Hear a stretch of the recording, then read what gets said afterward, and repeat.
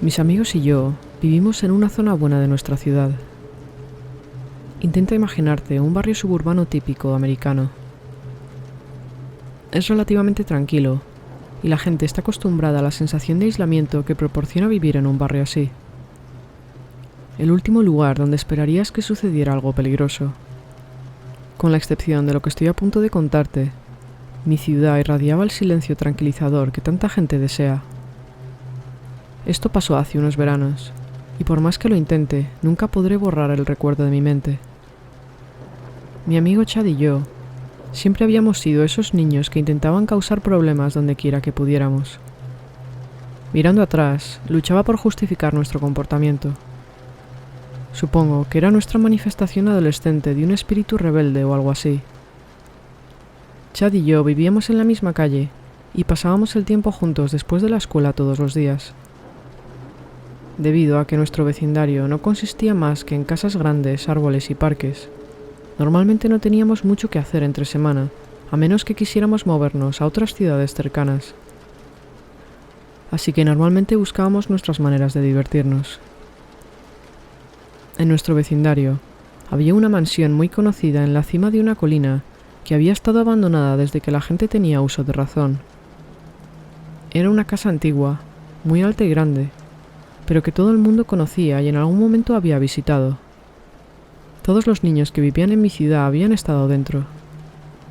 Las habitaciones estaban esencialmente despojadas de cualquier cosa de valor, y encontrar una pared que no estuviera recubierta con múltiples capas de pintura o grafitis era casi imposible.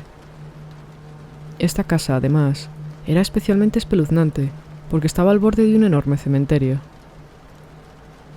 Para Chad y para mí, visitar la mansión del cementerio era a menudo nuestra opción predeterminada o nuestro plan B, por así decirlo.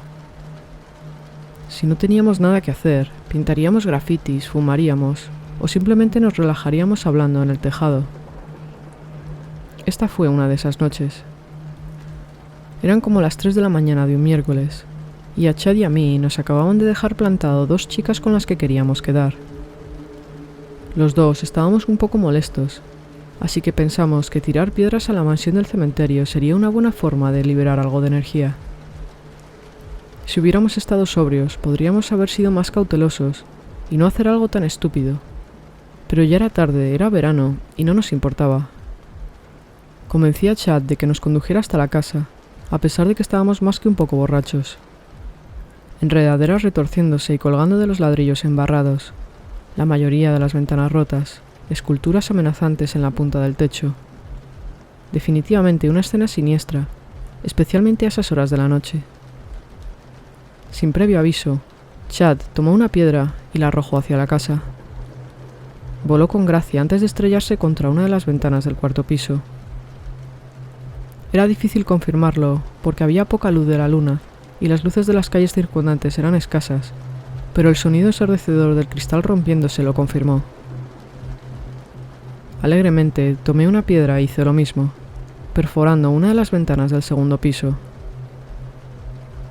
Justo arriba del cuarto piso de la mansión, había una única ventana pequeña, probablemente un ático, que se encontraba solitario como la habitación más alta de la casa.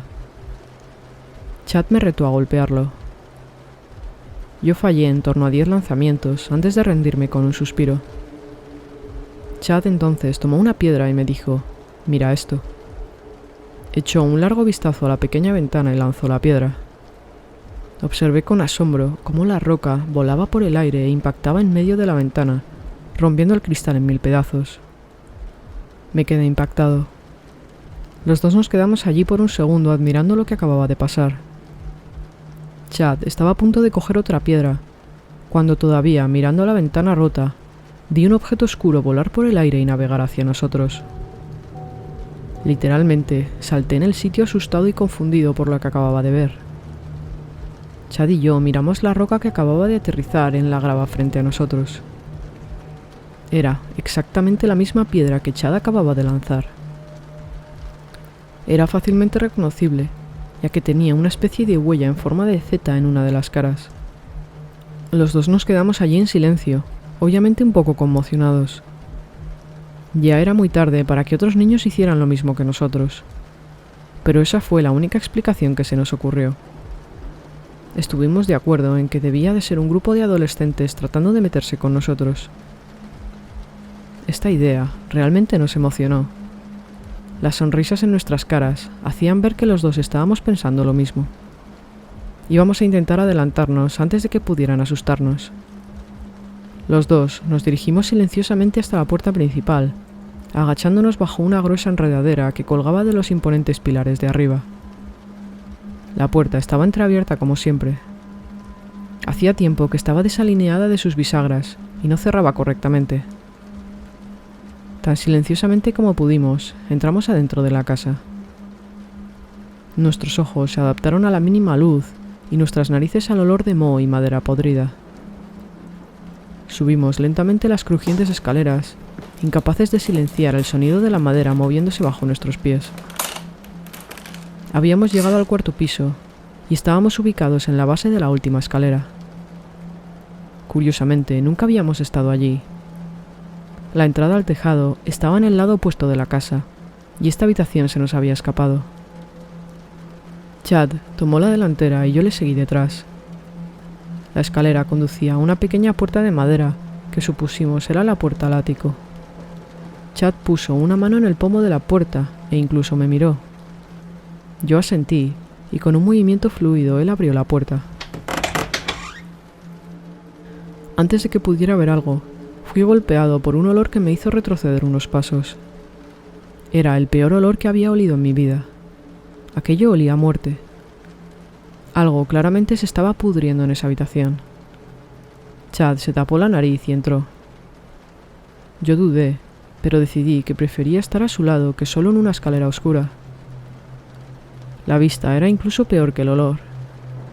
Nos encontramos ante una pequeña habitación en cuyo suelo estaba pintado un pentagrama blanco.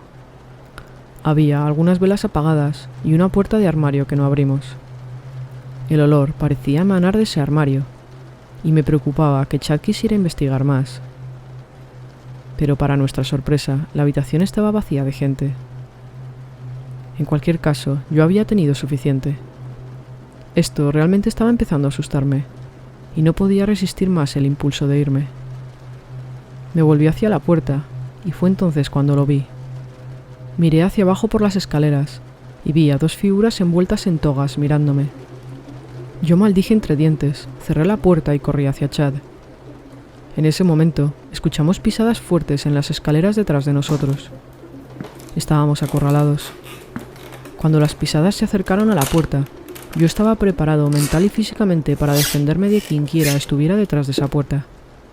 En ese momento, Chad me gritó que nos fuéramos. Yo no le entendí, pero me di la vuelta para ver a Chad a mitad de camino por la ventana rota, presumiblemente pisando el tejado.